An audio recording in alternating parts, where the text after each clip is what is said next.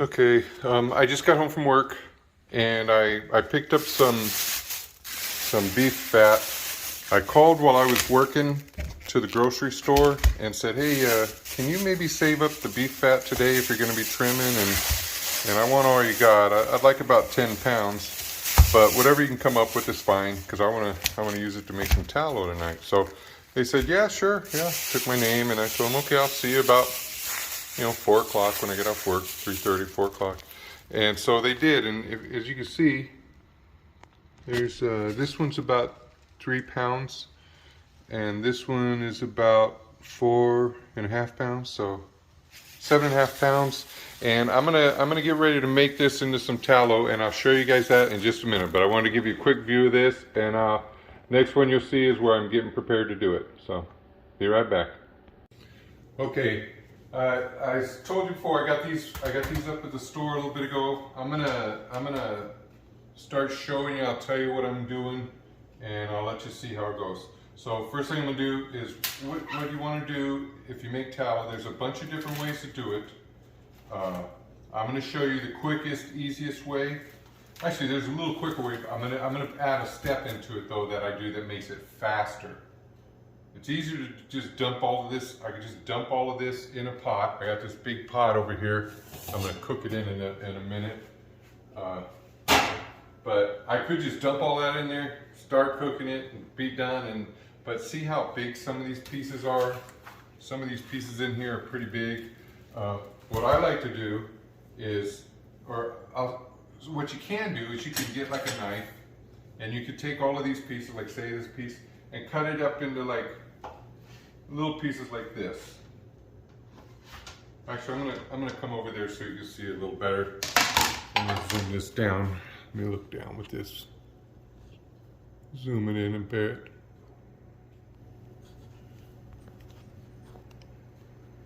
There you go. That's what I'm talking about, right? That'll work. So now I'll grab another piece of this fat real quick, and I'll set it down over here, show you what I do. See, it's just a piece of fat. You just cut it into chunks like this, about this size. I don't know what size that is, little, about 1 inch by inch. Anyways, you do that. What you could do if you don't have what I'm getting ready to do, you could do this. Cut it all up into chunks like that, and then go to the next step. But what I'm gonna do is let me zoom this back out. I have a grinder that I use, and I use this for like if I grind a steak up into some, if I grind a steak and just lift this up so I can see it without holding this and make a little better shot. Anyways, if I'm I'll take a steak sometimes and I'll turn it into a hamburger. I'll tell you, a ribeye made into a hamburger is so good. You'll never have a better hamburger than that. But anyways, so I'm just gonna bring this meat over here. I don't know if you can see that in there. Yeah, so I'm gonna, not meat, but fat. And as you can see, some of this fat still has the meat on there. I don't know if you can see. Some of it still has the meat, some of these are meaty chunks, so you're getting some free meat. But that's how it works. And then sometimes you gotta trim them a little bit to get them to fit in that thing. So that's why I got my knife and cutting board here still in case I need it. And so what I'm gonna do, I'm gonna set this up, and what I do, I'll show you my setup here. Let me move this out of the way again. Sorry. This is real live stuff. So I'm gonna take this pan I have here, and what I do is I put this up on this ledge, it works good, and then I can set my pot right below it. So when I grind this stuff, it comes right out. I'll grind a few things really fast just to show you how it gets started. I won't bore you with watching a big old long video of me putting this stuff in the thing. I'll just show you right now real quick for about a second or two. Turn your volume down because this gets a little loud.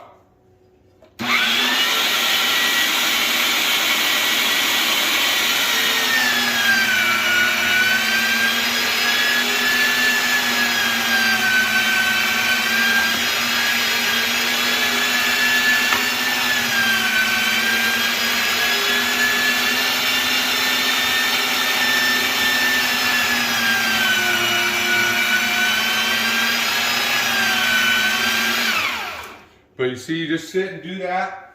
It'll take me about 5 minutes or less to do all of this meat that I got. So I'm gonna pause it and I'll come back and you'll see how much fuller this will be. See what it is now?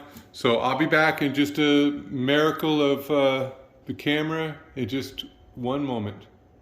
Okay, in the miracle of video, we're back. And you can see here, this thing's almost full.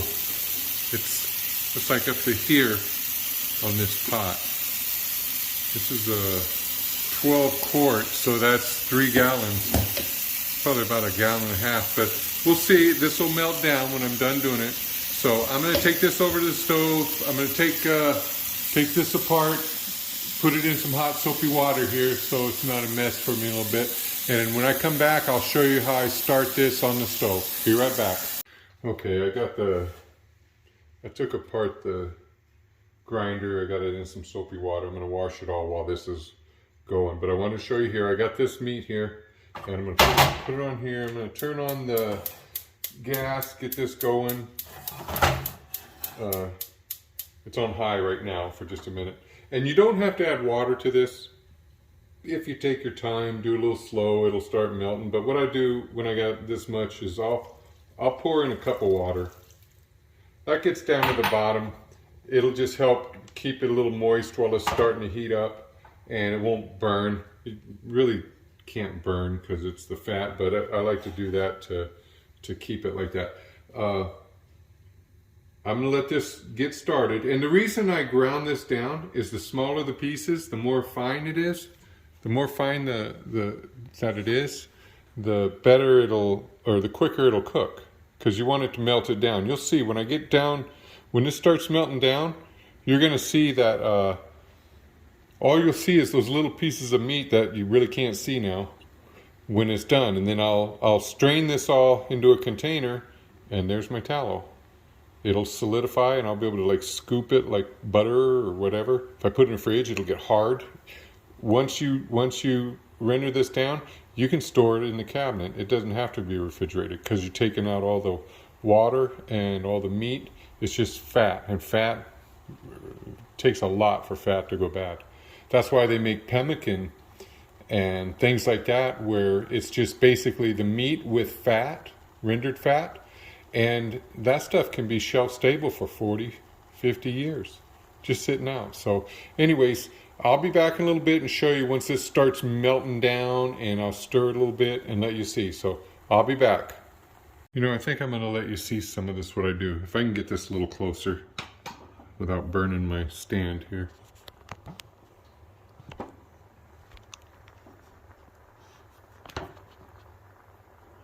Now, as I turn this, you're gonna see I'm gonna start turning it while it's cooking. See, some of it's already starting to melt because once you melt this fat, it starts dissolving pretty quick. If this was in a pan, it's like you don't have to render fat. You can take a piece of fat you trimmed off your steak and throw it in your pan before you cook your steak, and that will lubricate that pan. That will dissolve. That fat will dissolve, and that's what this is doing. This is all beginning to dissolve. See how it's all kind of melting together. It's making a big blob of stuff. But that's why you want to initially here in the beginning, you just keep stirring it around a little bit. Or that's what I do. There's YouTube videos on this. Probably some way better than me. But mine is just this. See how I scrape at the bottom? And some of that started to look like it was building up like it was going to stick, but it's not. It's just fat. You just go scrape the bottom. I do like this, right? And see how, look, it's already about half the height because it's getting warm. It's collapsing on itself, and it's going to be, pretty soon it's going to be a bunch of liquid in there. So I'm going to go for now so this doesn't take forever, and I'll be right back. Fast little update. It's been about 5 minutes since I put it on. See how it's starting to melt down a lot already? You can see it's getting soupy in here. This is where it gets a little easier to work with. You don't have to be as on top of it, or at least the way I'm doing it. You don't have to be as on top of it now, just kind of, because it'll start melting more and more, and it gets melted down like this. Now, this is, I'll keep talking to you for a minute and explain something. This is called the dry method of making tallow. There's another method called the wet method. And with that, you add a few cups of water in here with the fat, and you cook it and stuff. And there's a whole procedure on it. It's online, and I've done it a few times. And what happens with the wet method is it gets it even more pure. It becomes purer and purer. You do it because what you do is you end up melting down the fat, and then you let it cool for a minute, put it in the fridge or something, and then it'll start getting solid, you know, like Crisco or something. And then once it's solid, you can kind of push it. It's like a disc. You take it out and it'll be just water underneath it. And you flip that disc over and you'll see all the impurities settled at the bottom of the fat, but on top of the water. So you turn that disc over and you scrape that impurities off. Then you cut up your fat and you put it back in and boil it down again with some fresh water. And you do that 1, 2, maybe 3 times, whatever you want to do. And the more you do it, the purer it gets. And what that does is it's pure, but it's also odorless. There's no odor. Like this, when this is done, because it's beef fat, if it's pork fat, it'd smell like pork. If it's beef fat, it smells like beef. But it's not going to be like a real strong beef smell. You could taste it more than you can smell it. But I use it when I'm cooking, and I cook beef, so it's not a big deal. So I don't care that it smells like beef. So I don't go through those extra steps to purify it. But when you purify like that, you can make it into hand lotion. You can make shampoo and all kinds of stuff. This is really good on your skin. I'll rub some of this on my skin too. I could take some out of the thing in a spoon, put it in my hand, and rub it in, and it lubricates your hands. It's natural fat. It's really good. Some people may smell it, some won't. I don't care. I like the smell of meat, so that's what you do if you don't do it to the purest form. But if you do purify it, it won't have a smell. Some people put essential oils in there and stuff, but I don't like anything from a plant, so you can do that. Just leave it. I would leave it odorless, but you can make it peppermint or spearmint or vanilla flavor, whatever, scented. And if you use food grade essential oils, you could eat it. But if you don't use food grade, don't eat it, because it'll really mess you up. You'll get you sick and maybe die. But if you're just using it on your skin, that's that. And plus, you don't want that on your skin anyways. So anyways, this has been about 10 minutes now here. And see how it's getting more liquidy? I'm going to let this keep going. And pretty soon it'll start boiling a little bit. I don't want it to be like a rolling boil. I just want it to be like a very light simmer. And I'll let it do that for a while. What will happen is that water that's in here will evaporate out once it gets up to boiling, because I didn't put much in there. So then it'll be just the fat. And once it gets to a certain point, I'll strain it off. So I'll come back when it's just about ready to strain. See you then. Okay, it's been about a half an hour. You see the different color there? I was quick. Watch when I stir it. Watch what happens. See all that stuff? That's the pieces of meat that were on that fat. See, they don't cook that. They're only real fine, but like hamburger would be, because I grinded it up. And this makes it cook so much faster. Probably, I'd say 10 to 10 times quicker. Like, this has been about a half an hour, roughly, since I put it on. Okay, so what I like to do here to help it even further is I'll get it like a slotted spoon like this and strain some of that out. And you can even put it in one of these, you know, like that. I'll go like this, and I'll just keep pulling it out, throwing it in there. And what I'm doing right now is I'm basically taking the big pieces out. Some people, once they're done doing this, that's all they strain. They'll strain out all the big pieces, and then when they shut this off, they'll let it settle and then just easily pour it out, so that any dissolved things that are in there will be on the bottom of the pan. As long as you don't pour it real fast, it'll stay at the bottom, and you'll just get the tallow on top. But what I do is I pour it through some cheesecloth, and that gets even better. You don't have to. It's just something I like to do. That's how I like to roll. So what I'm going to do is I'm going to finish straining this off. I'll shut the camera off, but I'm going to strain it off, and then I'll come back when it's just the pure tallow and they're kind of boiling. I'll let it boil a little more to get all the water out. But see this stuff here? This is meat. You can use this stuff and put it in, like scramble up some eggs and put this in it, and you have some like meaty eggs, almost like if you put chorizo in some eggs and stuff. It's really good. I do that a lot with it. I don't know if I'll do that with it this time or not. I might save it, but I'll be back in a minute.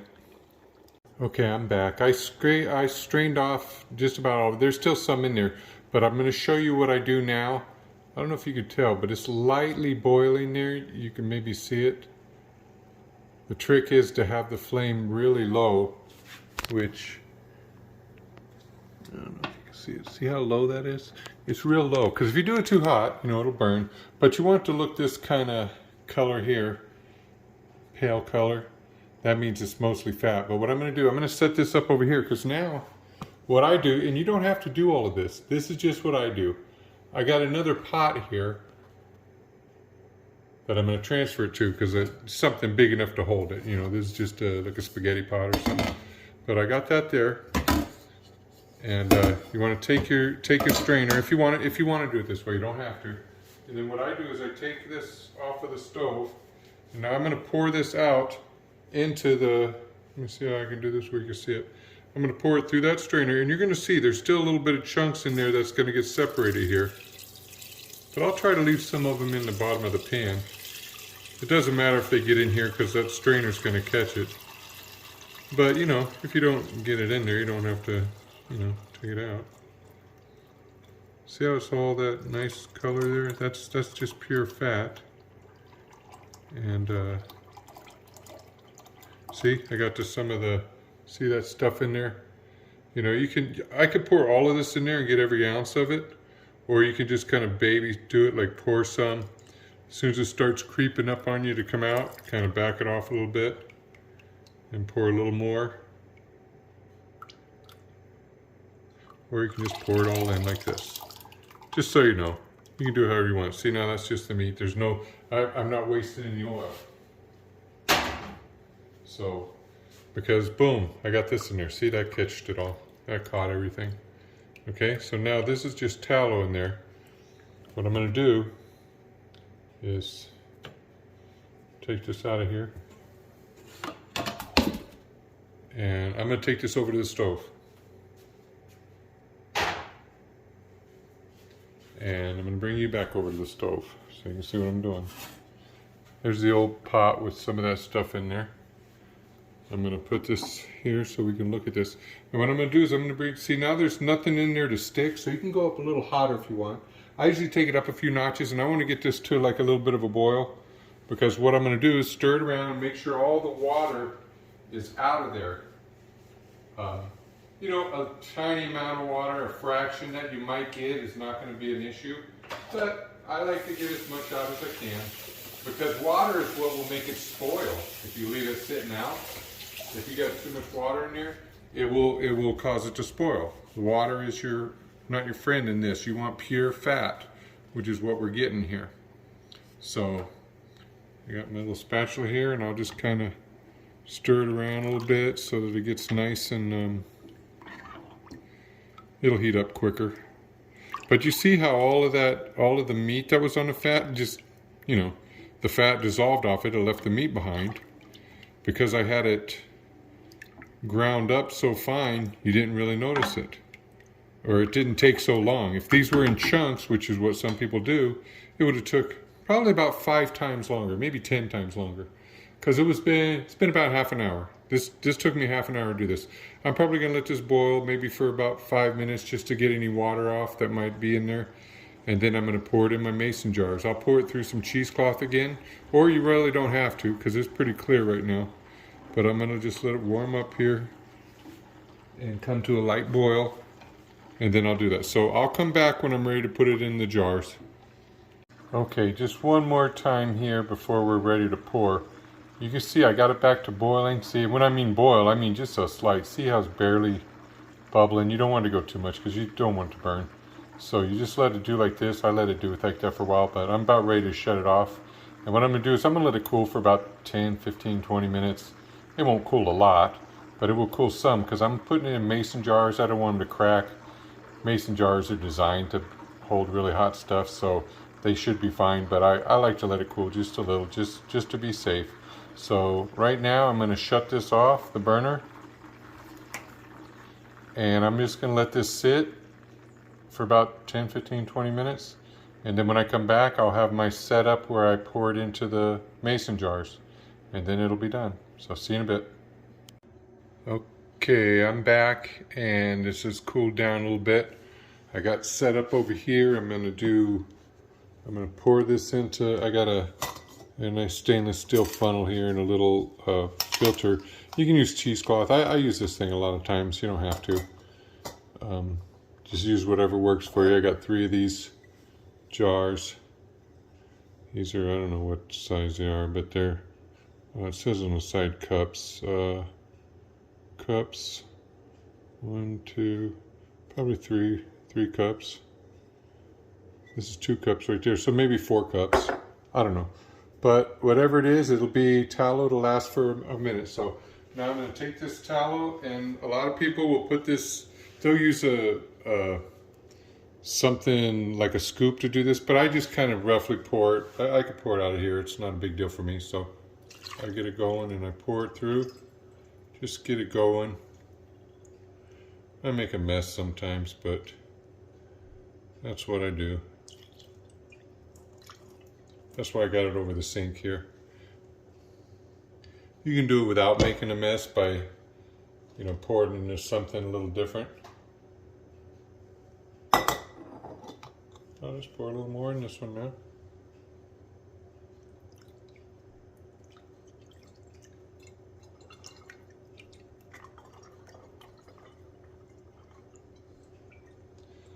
The thing about the glass jars, you can see how deep it is. That one's getting there. Third one here. Get this out of the way. Put this over here so my spillage will go into the sink. Because there's a method to my madness. I've made, you know, over the last 3 years, I've probably made a bunch of tallow. And there's all different ways. You can do it in the oven. You can do it in a crock pot. You can do it on the stove like I did. You can do it out on your barbecue if you don't want to get everything all dirty and messy. It's whatever works for you. This works for me. I find this to be the easiest. Like I say, you can do it where you pour it. You don't grind it up like I did. You can do it where, see all that slime that came off of it? That was a top skim. But there. I'm gonna say that's good. I'm gonna let it. See, this took out any of the little extra fine things that might have been in there.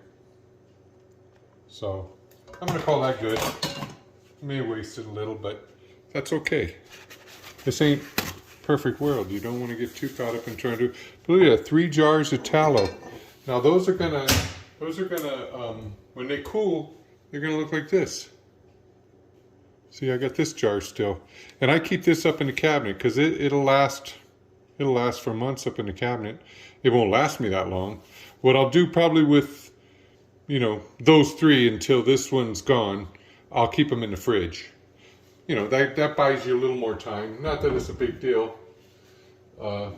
Here's some of my homemade ghee. This is I made butter. This is the butter. You know, when you clarify the butter, it turns into ghee. That's the ghee. I keep that out.